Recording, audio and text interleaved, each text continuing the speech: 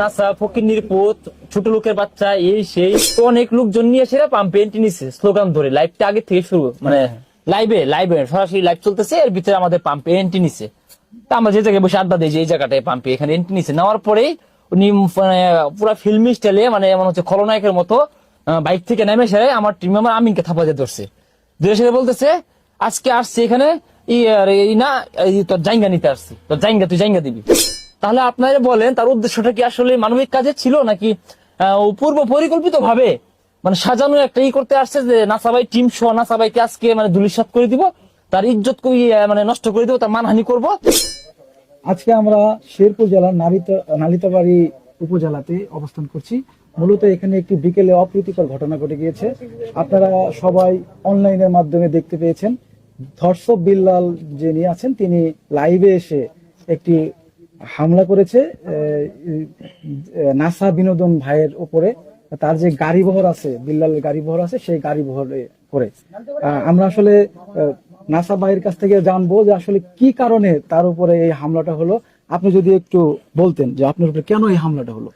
জি, মোটামুটি সোশ্যাল মিডিয়ায় যেটা চলতেছে যেটা হইতেছে অনেকে হয়তো বা মানে ভুল বুঝতেছে, অনেকে হয়তো বা সঠিকটা বুঝতেছে। তো এখানে আসলে ওনার সমস্যাটা হলো উনি এই যে আমাদের যে শেরপুর জেলার অধীনস্থ কনিমিয়া তার যে একটা বিষয় নিয়ে একটা সামাজিক কাজ করার কথা, তো সেটা নিয়ে উনি কাজ করতেছে, দেন আমি কাজ করতেছি। কিন্তু উনার কাজটা হচ্ছে যে উনি একটা ফিক্সড টাইমের ভিতরে এত লক্ষ টাকা দিবে এরকম করে একটা মানে চ্যালেঞ্জ সবসময় ছুঁয়া দেয়।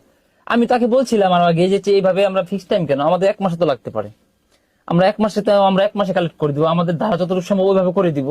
কারণ উনার হয়তো হিউজ পরিমাণ টাকা আছে, উনি হয়তো বা ওইটা কালেক্ট না করতে পারলে নির্দিষ্ট টাইমের ভিতরে তাহলে উনি নিজে দিয়ে দিবে, এরকম একটা প্রতিশ্রুতি সবসময় দিয়ে থাকেন।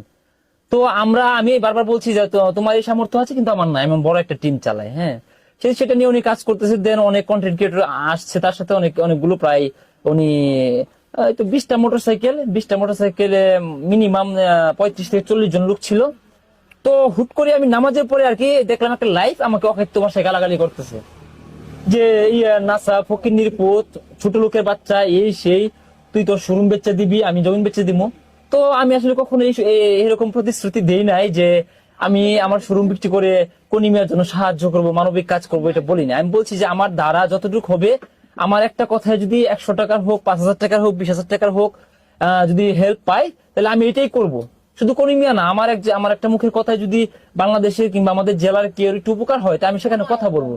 কিন্তু আমি কখনো এইভাবে বলি না যে আমি এত লক্ষ টাকা দিয়ে দিব, আমার আছে ব্যাংকে আছে, জমি বিক্রি করে দিব, আমি এইভাবে কখনো বলি না। তো ওনার খুব মানে প্রথমে লাইব্রেরিটা দেখলাম,